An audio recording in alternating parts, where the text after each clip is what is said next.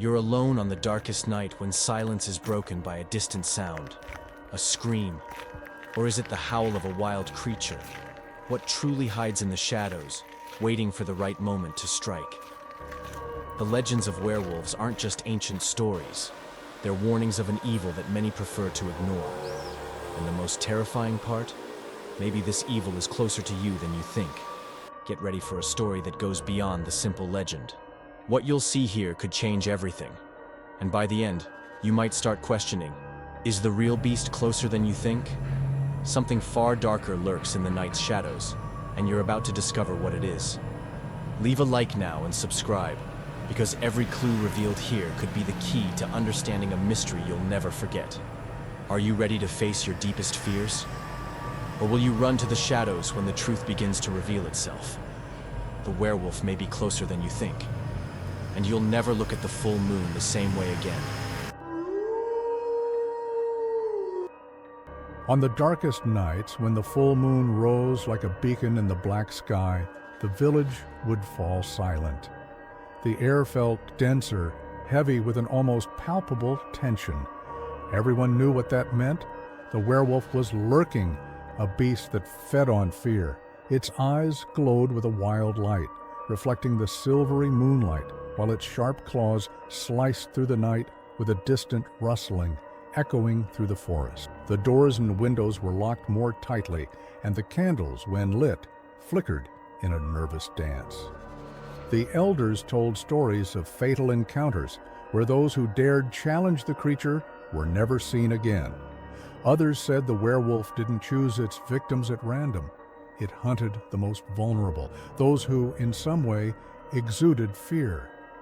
And in that silence, hearts beat faster, as if time moved more. The tension grew, swallowing every thought, until the distant howl sliced through the night, freezing the bones of anyone who heard it. The hunter and the prey were about to meet. No one dared challenge. They knew the creature was not just a monster from legends, but an inevitable of the village. Fear became a shadow of itself, for in that moment the beast was not just in the forest, it was in the soul of every inhabitant, waiting for weakness, doubt, and the final stillness. The stories about the creature were passed down from generation to generation, like a legacy of fear and mystery that never lost its power to haunt. They said that it appeared on the darkest nights, transformed into a wild beast, with eyes red as embers and claws sharp as knives, capable of tearing both flesh and soul with equal ease. Its presence was announced by a sepulchral silence, broken only by the sound of its heavy if the very ground trembled. No one knew where it had come from, nor how. Some said the werewolf was a cursed soul, a man who, in life, had committed such vile crimes that he was now condemned to wander between life and death, bound to a bestial form. Others, more fearful, believed it to be a primordial force, an ancient entity that existed long before humans, feeding on the darkest shadows of human nature. But regardless of its origin, everyone feared its name, a whisper heavy with horror that passed from mouth to mouth, silent and deadly like the creature. The werewolf spared no one. The old and the young, the rich and the poor. It hunted them indiscriminately, guided by an instinct that transcended the simple desire to kill. Its target was not just the body, but the darkness that existed in each of the villagers. It knew where their deepest fears lay, their most hidden weaknesses, and it used them as bait. Its presence was a reflection of the inner shadows of every human being, a living manifestation of sins, traumas, and untold. No one felt safe. Even with the doors locked and the window sealed, fear was palpable. It was there, lurking, waiting for the moment when doubt or weakness would become unbearable. And when the howl sliced through the night, everyone knew it was not just the werewolf drawing near, but also the shadows that resided in each of them, waiting to be revealed and devoured by the elders. With faces marked by time and eyes that carried the echoes of ancient stories, warned the young with relentless seriousness. When the full moon comes, lock the doors, seal the windows. The werewolf spares no one. It was a warning that carried the weight of centuries, passed through whispers and furtive glances, as if the mere act of speaking about it could attract its attention. Everyone knew the werewolf was a real threat, more than a myth, a creature that emerged from the shadows to hunt, without mercy, or has not everyone obeyed? There were always those more daring young ones, filled with an insatiable thirst for power or pure curiosity. They saw the warnings as something outdated, a superstition from ancient. They believed the wisdom of the elders was merely disguised fear, an attempt to keep the younger generations within limits imposed by tradition.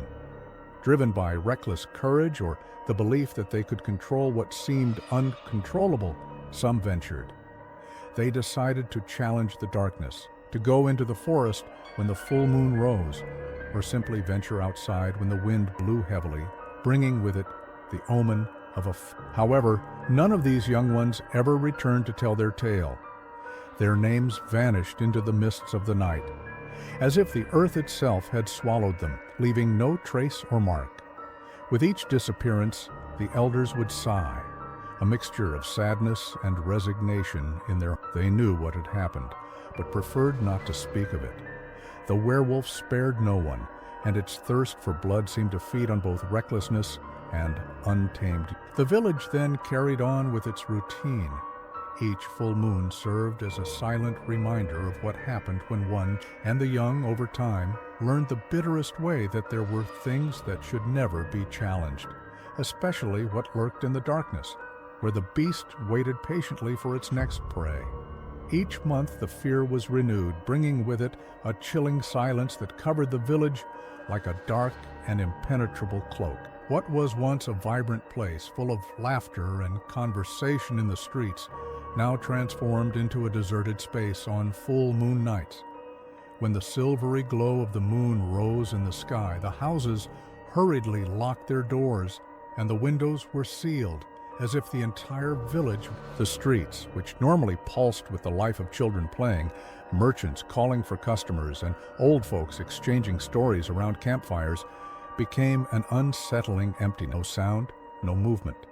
The wind that once gently blew through the trees now seemed to hide, unwilling to break the dense silence hanging in the air. It was as if, somehow, the very earth had stopped breathing, as if everyone knew, without words, that any noise could attract the attention of the creature lurking in the darkness. The few brave enough to venture out during those nights moved with quick steps, alert eyes, always with the sense that something was lurking, watching, waiting. Little was said, but fear was in every glance, every gesture, every dark corner.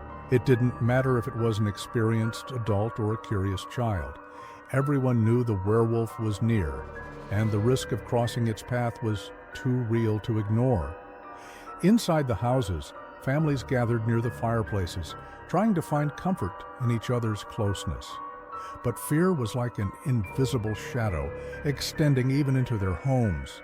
There was no safety, no shelter enough. When the moonlight illuminated the village, it brought with it the reminder that, deep down, everyone was at the mercy of the creature that fed on the darkness, waiting for the right moment to strike. And so, as the full moon rose in the sky, the village became a ghost of itself, empty, suspended in time, waiting for the dawn, which seemed distant and impossible to reach. As the sky darkened, a sense of dread spread through the houses, a palpable unease that seemed to penetrate the walls and hearts. The air grew denser, as if the night itself was about to swallow everything. The lamps flickered, and the shadows within the houses danced with an unsettling motion, reflecting the growing fear that took hold of everyone. Then the distant howl cut through the silence, a deep sound filled with pain and hunger. It was a call from the darkness, a primal scream that made hearts race and bodies shrink in desperate anxiety.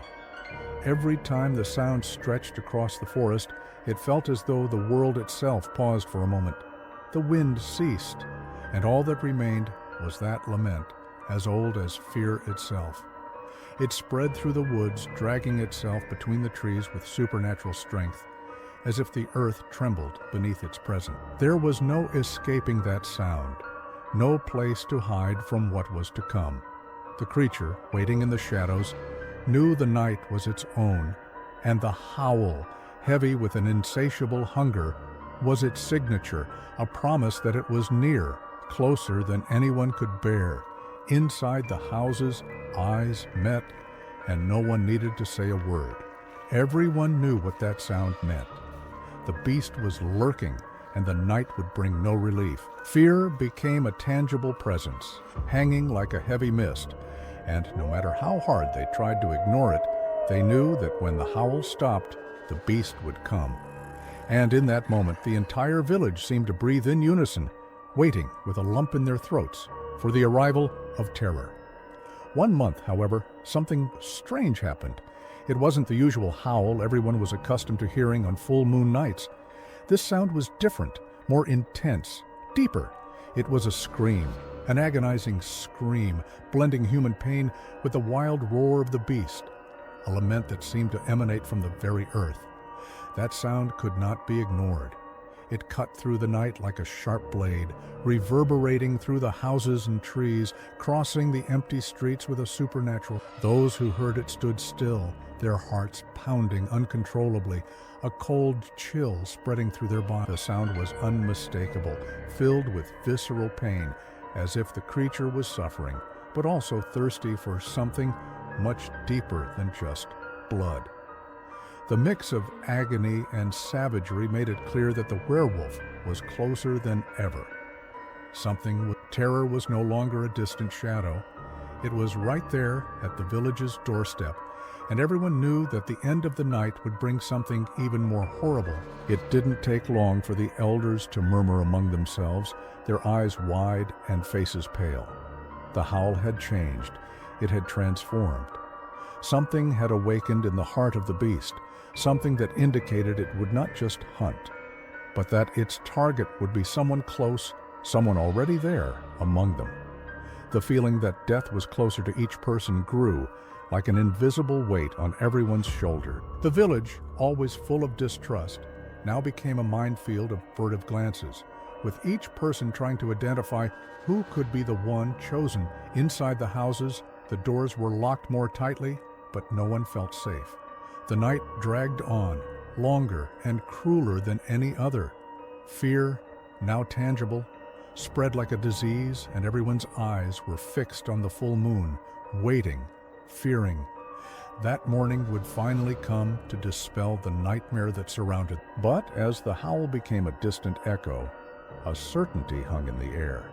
The werewolf was closer than ever, and there would be no escape from what was approaching. Evil was among them. In Joan's house, one of the most respected villagers, something terrible happened. When the light of morning finally revealed what was left, everyone could see. The old wooden door, which had always been secure and firm, was broken from the inside out, as if a monstrous force had invaded the home with uncontrollable fury. The marks of the monster throughout the house, deep and wild, like scars left by the beast in its tireless search. The interior of the house was in chaos. Furniture overturned, glass broken, a sense of struggle that had taken place there. But everything seemed incomplete, as if time itself had been interrupted. There were no signs of significant physical struggle, but fear was embedded in the walls. On the floor, a few drops of blood, now dry, formed an interrupted trail that led to Joan's bedroom. But when they entered the room, they found nothing but a deep emptiness, a heavy silence that seemed to swallow any attempt. Joan, the man everyone knew, had vanished without a trace. There were no signs of him anywhere in the house, not a clue of where he could have gone. His belongings were in the same place, but he was not there, as if the earth had swallowed him completely. The entire village was united in a feeling of despair that could not be ignored. The sense that something far more terrible was about to happen consumed everyone. Joan's empty eyes, the eyes that had once been full of life and courage, were now reminders of something darker, as if he had been marked by something beyond death. The bloodstains scattered throughout the house and on the walls were not just a sign of an attack. They were an omen, an omen that more would come, that the werewolf would not be satisfied with a single victim. Evil had awakened, and now something even worse was about to begin. The terror was not confined to that house. It spread like a plague, threatening to swallow the entire village. The creature was closer than ever, and with Juon's departure, a new wave of fear rose among the villagers, one that not even locked doors or sealed windows could stop. The villagers, still in shock from Juon's disappearance and the horror that had unfolded in his house, began to search for answers. The heavy air of fear hung over the village, and while the elders gathered to discuss in hushed tones, the younger ones ventured through the village, trying to understand what had happened. Juon's disappearance was not just a mystery. It was an omen of something more terrible that was approaching. Some suggested that Juon might have transformed, that somehow he had been taken by the curse. He was always too brave, always talked about facing the monster, said one of the elders, his eyes lost in some distant point. Maybe he was taken by the beast, became like it. The full moon may have done that. But the idea that Juon, someone so well known and loved, could have become the creature they all feared seemed impossible. Still, doubt spread, and with it came uncertainty. The line between human and monster was beginning to blur. Others, more skeptical, believed he had fallen victim to a curse, a dark force that had led him to the side of darkness, beyond the reach of any prayer or hope. Must have gotten involved in something he didn't understand, her trembling hands holding a candle that flickered in the wind. Maybe he sought forces beyond what a man should meddle with. Or some even whispered that Juon might have made a pact with something evil, an entity that had taken him, leading him away from everyone, and worse, bringing with it the shadow of danger now lurking in the village. But no matter how hard they searched for explanations, there was something that everyone felt. The danger was closer than ever. It was an invisible presence, but a palpable one, stretching between the trees, on the stones of the street, across the empty fields. It was as if a shadow was watching them, waiting for the right moment to strike. A heavy and constant silence, like a predator waiting for its prey. None of the villagers could ignore the fact that evil had infiltrated, no longer in the distant forest, but at the very heart of the village. And as the discussions about Juon's fate grew more intense, fear spread through every corner, making it clear that the real threat was only just beginning. The creature was no longer in the shadows. It had come close enough that no one was. Terror spread quickly, like an invisible poison, taking over every corner of the village. With each passing night, more people disappeared. Those who dared to go out, whether out of necessity or courage, were never seen again. Their tracks vanished into the darkness, as if the earth itself had swallowed them whole. Fear was no longer a distant shadow, but a constant presence, hovering over everyone like an imminent threat. There was something strange in the shadows of the forest, an indescribable feeling, a weight in the air that made the hairs on the back of their necks stand on end. The bravest, those who tried to cross the thin line between safety and despair, spoke of a sinister presence, something moving in the darkness, watching them, waiting for the right moment to strike. It wasn't just an animal or a beast. It was as if the forest itself were alive, breathing with the same pulsing rhythm of the creature now prowling the village. And yet, there was no clear explanation for what truly hid between the trees. Fear became so palpable that the houses, once mere refuges from the elements, began to transform into prison. Doors were locked, not just from the outside, but from the inside, with boards and chains, as if the villagers feared what might enter, but also what might escape. Windows were hastily sealed and chimneys blocked so that not even the moonlight could illuminate the dark night.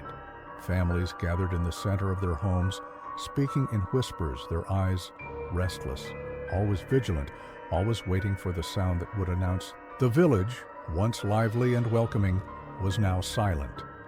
The empty streets were no longer a sign of rest, but of despair. The wind whispered through the trees, and the rustling of the leaves blended with the stealthy steps of the creature, which seemed to be always lurking, closer than ever. And inside each home, fear grew like a flame that could not be extinguished. They knew there was no safety, that the walls were not enough to protect against what was approaching. Something was out there, something much older and more powerful, waiting for the right moment to invade and take what was left of their lives. One night, as the full moon illuminated the forests with a spectral light, a solitary figure appeared at the edge of the village, the silver glow of the moon recreating a ghostly aura. The man walked with slow steps, as if each movement was a strenuous effort, carrying with him an invisible weight that seemed to transcend mere fatigue.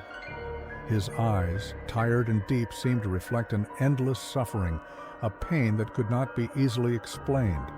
It was as if he had lived more lives than any ordinary human being, as if time had dragged over him in a cruel and unending way. His appearance was disheveled, his hair unkempt, and his tattered clothes seemed to have been torn by something much stronger than the natural wear. There was something unsettling about his presence, something that didn't belong in that village, which had long been accustomed to tranquility, or rather the heavy silence. The villagers, upon seeing this man emerge from the darkness, instinctively recoiled, a feeling of distrust sweeping over them. He didn't say a word, but his eyes seemed to search for something, as if he knew something that others could not yet comprehend.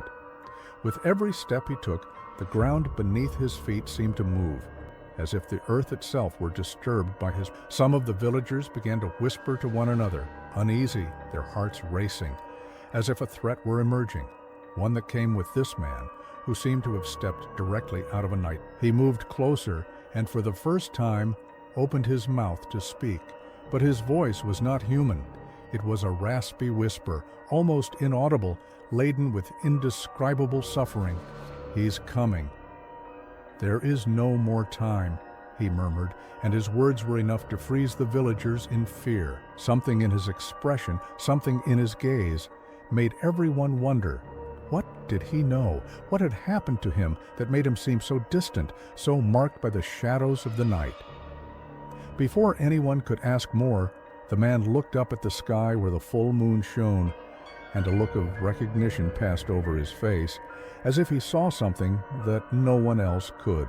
In an abrupt motion, he turned and disappeared into the darkness, leaving behind a trail of unease, as if his presence had been a grim warning that the worst was about to happen. The village fell silent, fear and uncertainty growing in their hearts. They knew that this man was not there by chance. He had come to witness something that could no longer be. The man approached a house, his steps almost imperceptible, as if the earth itself absorbed him, allowing him to move unnoticed. He stopped before the door and, for a moment, looked inside, his empty, deep eyes reflecting the moonlight as if they were fathomless abysses. Then, with a slow, almost hesitant movement, he knocked, but not in a normal way. His touch was soft, almost like a whisper in the wind, an invitation to the unknown. When the door opened, a familiar figure watched him, but soon a sense of unease filled the. With a slight gesture, the man entered, and before he could be questioned, he began to speak, his voice hoarse but laden with immense weight. "I was like you," he said, his gaze distant, lost in the memories of a far-off past. "I knew the legends, the stories, the fear that ran through the streets and hid in the hearts of the people, but none of that compares to what it really is. The werewolf. It's not just a beast. It's not a monster in the shadows. It's something older. It's part of who I am now." Those words, spoken with such certainty, made the air close in around the listeners. They stared at him, silent, as if the very air was too heavy to breathe. He continued, his voice even darker. "I didn't become the werewolf overnight. I was touched by the curse like a virus that enters the blood and spreads until there's nothing left. I was just a man, like you, but now I am part of the night, part of the beast. I carry the curse like an invisible mark, one that will never fade. What remains for me is only the full moon and the thirst, the hunger." He paused, and for a moment his eyes shone with a deep pain, an understanding of something that no one else could comprehend. The werewolf doesn't. It is the reflection of each of us. The shadow, the fears we bury. It is everything you're afraid of becoming, but can no longer. Because deep down, the creature has always been there, inside you. The man took a step forward, and his presence seemed to fill the small space. I am no longer human, he said with a sadness that cut through the heart. I am the curse, and now what remains is the night, the eternal night that never ends. What remains is to wait and see what you will become when the moon finally shines. He stepped away, saying no more, as if the words he had spoken were the last pieces of humanity he had left. The door closed silently behind him, leaving the village in a deadly silence, where the echoes of his words still flow. The truth had been revealed, and with it, the terror that what the man had said was not a threat, but a warning. The night would come for everyone, and no one could escape. According to him, the werewolf was not just a wild beast, as everyone thought. It was not a creature that emerged from the full moon without reason or explanation. The true werewolf, he said, was a man, cursed not by external forces, but by his own choices, his own flaws.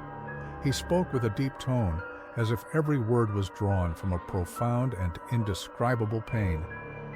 I know this story up close, he said, his dark eyes reflecting a silent torment.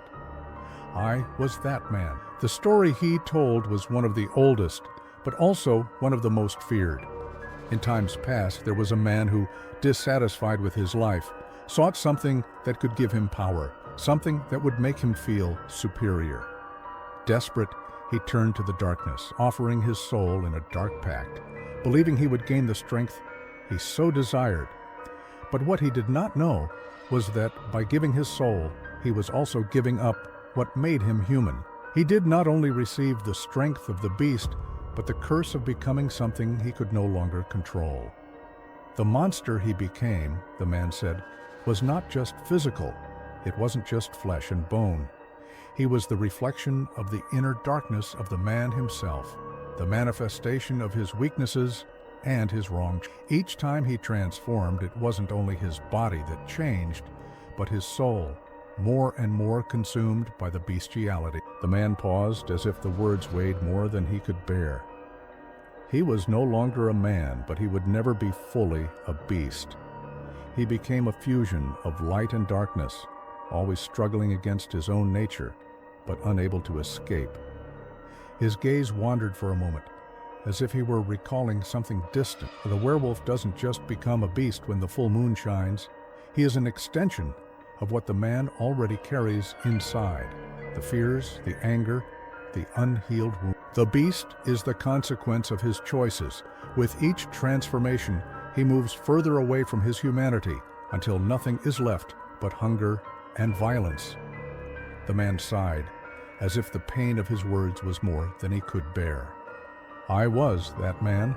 I also made that pact, not understanding what I was truly offering. And now all that remains for me is the night, the darkness, the hunger that never ends. The werewolf is not a creature that exists only in the night. He is inside us, waiting to break free. Those words, dark and heavy, lingered in the air, and the villagers who heard them felt the weight of each. The man stood up, and with a distant look, left without another word, leaving behind a village that now understood that the true terror was not the beast in the shadows, but what each one might become when yielding to the darkness within themselves. When the story of the stranger was shared, the village split into two distinct groups. Some, the more skeptical ones, refused to believe his words, considering them an attempt to sow even more fear, to poison the hearts already overtaken by anxiety and terror. To them, the man was just another lunatic, a wanderer marked by disgrace and madness, trying in some way to manipulate others with his dark. He wants us to believe we're all guilty, that the beast is inside all of us, trying to convince each other that it was nothing but a trick to wear down the villages. On the other hand, there were those who, with restless eyes and heavy hearts, began to see in the stranger's words a terrifying truth. They already felt the presence of evil, the weight of the shadow that drew closer every night. For these villagers, the man's account was not just a tale, but a revelation. Something had awakened that night, something older and deeper than any legend they knew.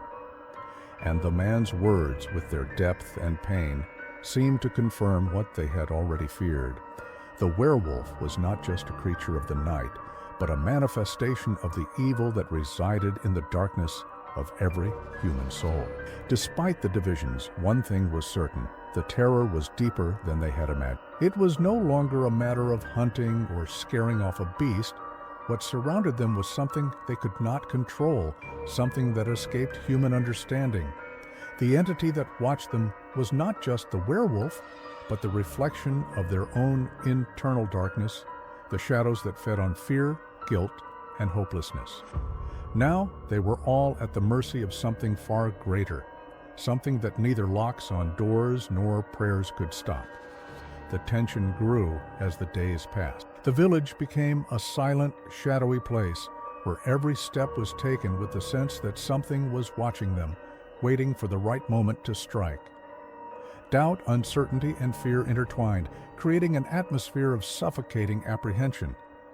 No one knew who to trust anymore, for now everyone was aware that the evil didn't just come from the shadows of the forest, but from something that existed within them. The village was trapped in a story that might have been more than just a legend.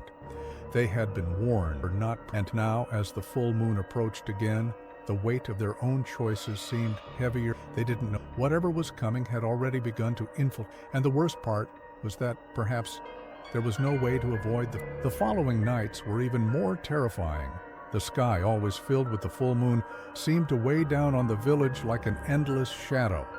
And with each passing night, the fear only. The howls, once distant and frightening, now echoed closer, reverberating through the trees and across the desolate. But what made everything even more unsettling were the strange sounds that began to mix with these howls: heavy footsteps, the rustling of branches breaking under an unusual weight, followed by whispers almost human-like, as if something or someone were approaching with malicious intent. The sound of heavy dragging footsteps would appear at irregular intervals, as if the creature was drawing closer in a stealthy, almost calculated manner. Sometimes it was as though something large and unpredictable moved through the shadows, learning to hunt better with each night, adapting to the darkness, as if testing the limits of its prey. The villagers, locked inside their homes, felt the ground tremble beneath these sounds, and the wind seemed to carry a foreboding of something unavoidable. Every snap of the trees, every low growl that cut through the night silence made their hearts race. And there was more. Something had changed in the creature's behavior, as if it were no longer just a predator, but an intelligent entity, knowing how to hide in the shadows, waiting for the right moment. Sometimes total silence would fall, and then, suddenly, a soft, almost like a human voice, a sound that made the hairs on the back of their necks stand on end. Those who dared to venture out during the night, even to get some air or check what was happening in the forest, never returned. The disappearances began to accumulate, and the village, already full of distrust, now felt on the brink of collapse. The doors were locked more tightly, the windows sealed and covered, and the villagers gathered in silence, waiting for morning, hoping that the light of day would drive away the threat that approached with every. But even with the light of dawn, the fear lingered. They knew that with each passing night, the beast was growing stronger, more calculating, and what once seemed like a monster to be hunted was now something to be feared, a presence that seemed to already be inside them, within every corner of the village. The terror had rooted itself in everyone's souls, and the feeling that the creature was no longer just hunting, but becoming part of the very village itself, made them question if any of their inhabitants would be the next target. But the most terrifying thing of all was the certainty that filled the air. This creature was not just pursuing them, it was learning to hunt better, with each passing night, with every howl that echoed in the darkness. On a full moon night, when the sky was clear and the forest seemed to hide deeper secrets, a group of villagers decided it was time to face what had been terrorizing. With their hearts filled with desperate courage and armed with axes and spears, they gathered in the central square, determined to put an end to the curse that haunted their night. The fear had become unbearable, and with the tension growing with each full moon, the only solution left seemed to be hunting the creature that pursued them. With heavy steps and grim faces, the men ventured into the darkness of the forest, their spears and axes gleaming under the moonlight. The air was thick and damp. The forest seemed more alive than ever, with the whispers of the wind between the trees and the distant sound of something moving in the shadow. But contrary to what they expected, the hunt was not easy. The silence of the night seemed to be broken only by the sound of their own footsteps, echoing with mounting tension. There were no signs of the werewolf, no tracks, just an unsettling emptiness. With every step, the feeling of being watched grew. Something was watching them from the shadows, and no matter how much they searched, they couldn't find the creature. Then, in a moment, the air seemed to change. A distant howl echoed through the forest, but it wasn't the howl of just any beast. It was different, deeper, more intelligent, as if the creature was aware of their presence, waiting for the right moment to act. The group tightened, their eyes widening, and the tension shifted. Before they could react, a sharp sound, like a gust of strong wind, passed by them, and the trees shook violently. The creature, what happened next, was chaos, filled with screams and muffled noises. The spears and axes, once symbols of strength, now seemed useless against the predatory intelligence of the werewolf. It had evolved. The beast was no longer just brute force. It now moved with precision, using the environment to its advantage, and the hunters seemed at a disadvantage, disoriented and lost in a forest that now seemed like a deadly labyrinth. The villagers' screams were muffled by the night, and, as had happened with the others before them, the group of hunters vanished without a trace. The next morning, there were no signs of a struggle, no bodies, just the heavy silence, as if the forest had swallowed the men. No one dared to enter the woods in search of answers, for everyone knew that what they had found there, in the shadows of the forest, no one would ever know. The werewolf, a beast that had once been a mere legend, had now become something far more dangerous, a lethal intelligence, a calculating presence, capable of anticipating the movements of men and hiding in the shadows like a perfect predator. And as the villagers looked fearfully at the forest, they knew the beast was evolving. It no longer limited itself to the creature on full moon nights. The werewolf was something more, something that could not be hunted, but now hunted with a skill and malice that no one could understand. The night had become more dangerous than ever, and as the full moon approached, the village prepared for what they knew was inevitable. The creature was closer, stronger, and deadlier. The survivors, terrified by what they had witnessed, began to act driven by the only thing that remained: fear. They knew the beast was stronger, more cunning, and that nothing could stop its fury. Desperate, they resorted to the ancient rituals passed down from generation to generation, hoping to ward off the evil that now pursued them. There were prayers murmured to the wind, candles lit at crossroads, symbols and charms drawn on the ground, all done in an attempt to summon a protection that seemed increasingly distant. They called upon the ancient gods those once worshipped to fend off the darkness, and waited, their hearts tight, hoping for some sign of relief. But the creature did not care about the rituals. It did not care for the prayers or charms. The werewolf, now more than a beast, was the embodiment of the night itself, a reflection of the darkness that dwells in the depths of human souls. Nothing could stop it. There was no magical barrier, no spiritual power or force capable of restraining its insatiable hunger. It was not just a creature of flesh and bone, but an entity made of the deepest darkness, that which light could never reach. Every ritual performed seemed, in fact, to feed it more, bringing it closer, as if, by invoking the forces of light, they had strengthened what they sought to expel. The beast moved like a shadow, invisible, but always present. Its presence was felt in the deserted streets, in the locked houses, in the tired eyes of the villagers. And as the rituals intensified, so did the terror. The werewolf, contrary to what they had expected, did not retreat. It watched, waited, fed on the fear growing in their hearts.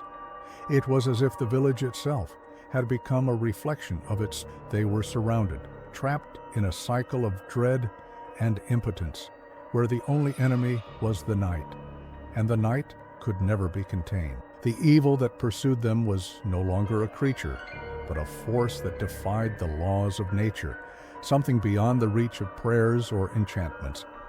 It was the night in its purest form, a presence that does not retreat with the light, but swallows it. It was insatiable, because the night is never satisfied. It is eternal, infinite, and nothing can overcome what was made to last forever. The nights grew longer, longer than before. The village, now consumed by an almost tangible despair, withdrew into the shadows, locked within itself, aware that no matter how hard they tried, there was no way to drive away what was already there. They were prey to a primal and inexorable force, a force that nothing could stop, for, like the night, the werewolf was not something, but something that existed eternally, waiting to consume all that remained. On that night of the full moon, when fear was at its peak, Clara, a brave young woman from the village, disappeared.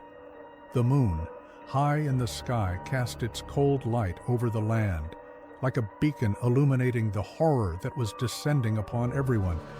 The distant howl, already familiar, seemed closer, more intense, as if the creature were approaching in a threatening, calculated manner. That night, however, something more was lost beyond the peace of the village. Clara, known for her bravery and curiosity, was not home when the sun set. Her family, desperate, searched for her for days, scouring the forest and the riverbanks, calling her name until their vocal cords gave out. But Clara never appeared. The villagers, in their search, only found what seemed to be the only a strange mark of claws, deep and curved, embedded in the door of her house, as if something immense and hungry had tried to force it. The marks were irregular, but what puzzled everyone the most was that they appeared more human than beastly, as if something or someone had torn the wood with a terrible knowledge of the door's weakness. The sense of unease overtook anyone who looked at them, for those marks did not belong to any creature.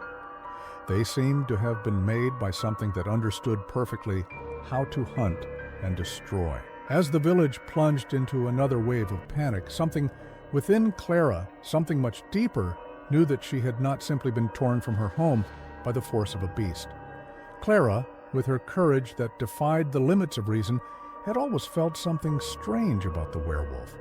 She had heard the stories, knew the legends passed down through generations, but unlike the others, she did not feel only fear. She felt a morbid curiosity, as if some part of her were drawn to that primordial evil, as if she wanted to understand the creature, even challenge it.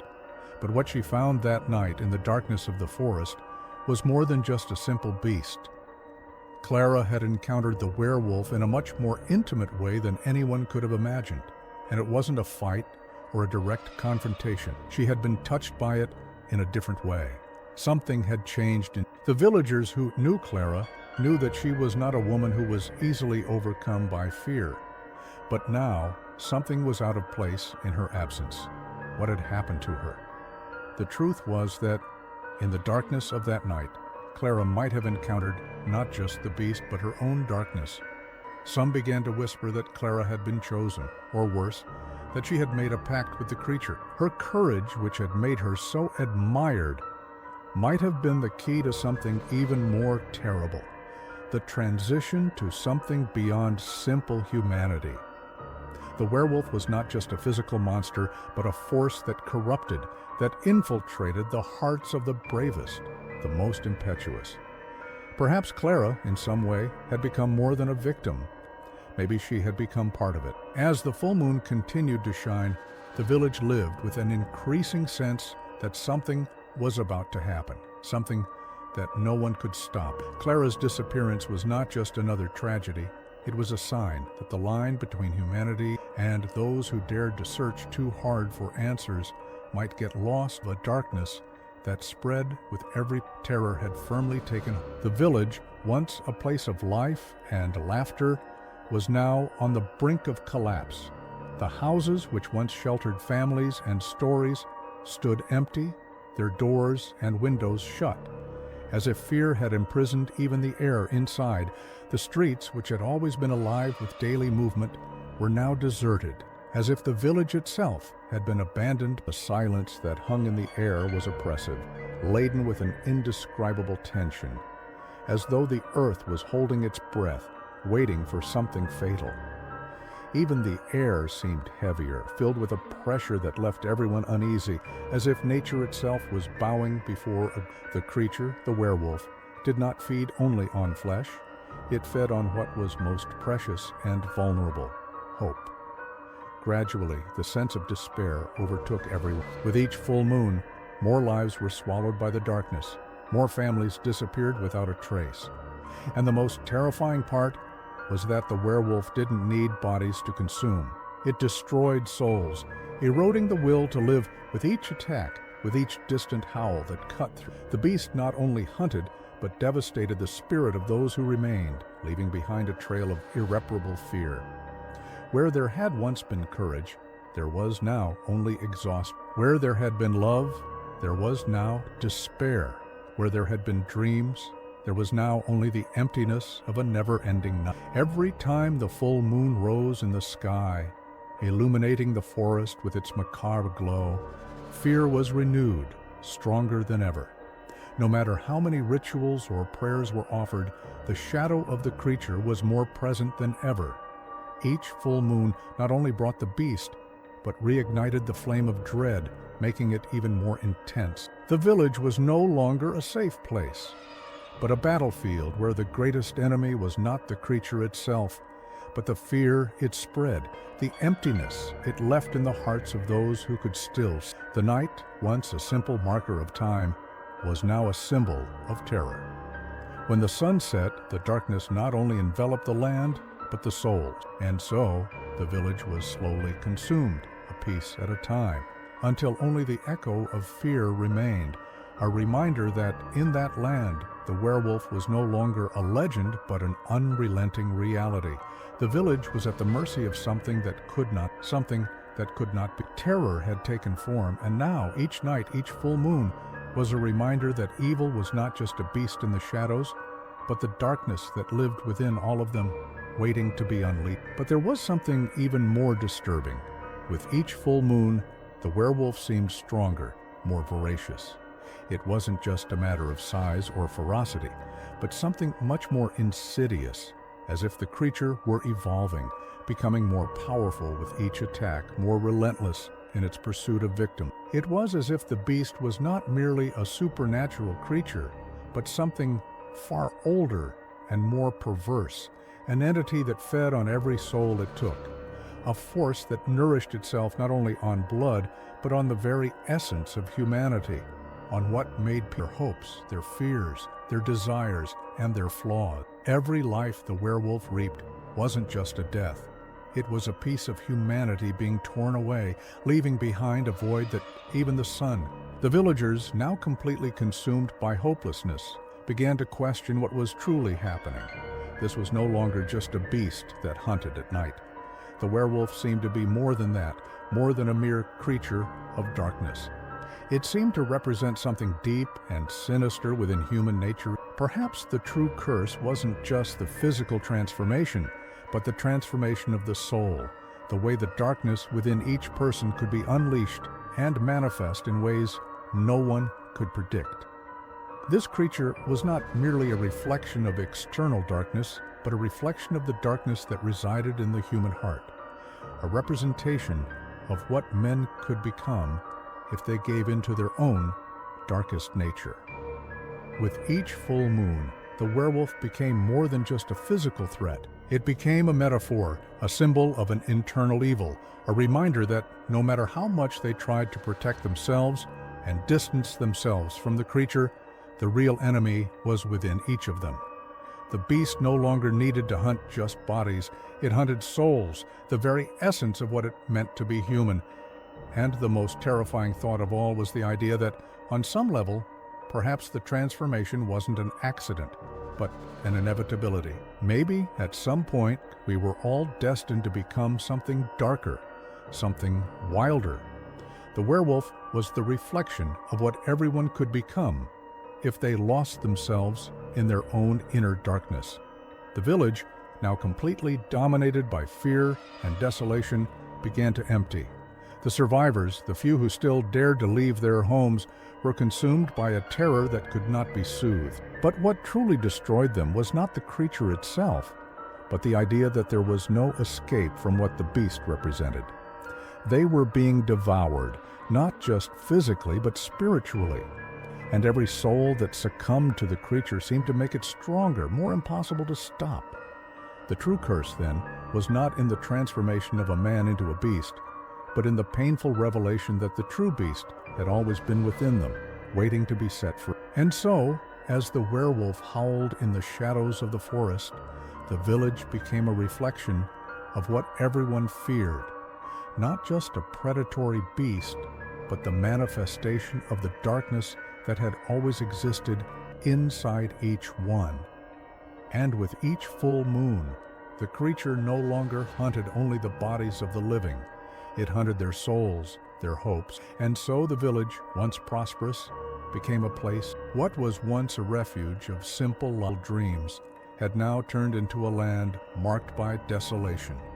The houses, once filled with laughter and light at dusk, were now empty, their doors and windows sealed with fear, as if the village itself, the streets, once lively, were now deserted, frozen in time. The heavy silence that spread through every corner was only broken by the sound of the wind, which seemed to whisper the legends of what had happened there. Fear, like a dense fog, covered everything. The werewolf was still lurking. It would never stop hunting. Its hunger was eternal, its presence constant on the full moon nights. The beast never grew tired, never stopped, never retreated.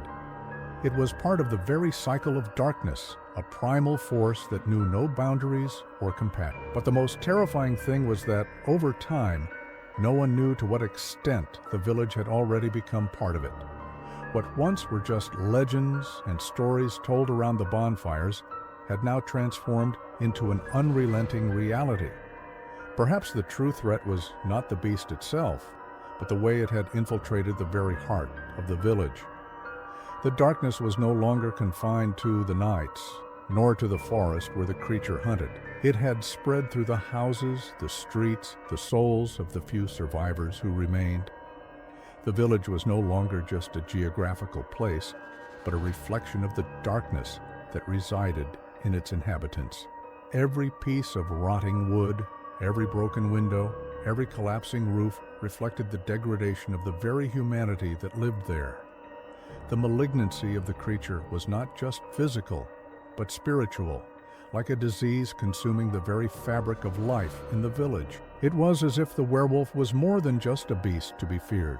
It was a mirror reflecting the internal corruption of every human being who lived there. The creature no longer needed to invade the homes or drag its victims into the forest. It had already transformed everything around it. The village was now an extension of its fury and hunger, a living shadow fed by the darkness of the very souls that inhabit it. Fear was no longer something the village endured, but something it had become. And while the werewolf hunted in the silent nights, no one knew anymore if the true beast was it or the village itself, now immersed in a darkness that seemed eternal. The evil was no longer outside, but inside each person, reflected in the crumbling walls and broken. The village, once prosperous, had been devoured, and all that remained was just a shadow, waiting for the next full moon cycle to renew the fear, the pain, and the darkness. Thank you for watching. If you enjoyed the ghost train story, share it with your friends and family so more people can join this eerie adventure. We've got plenty of amazing content coming your way, so stay tuned. Be sure to check out the video that will appear on the screen. It's sure to keep you even more captivated.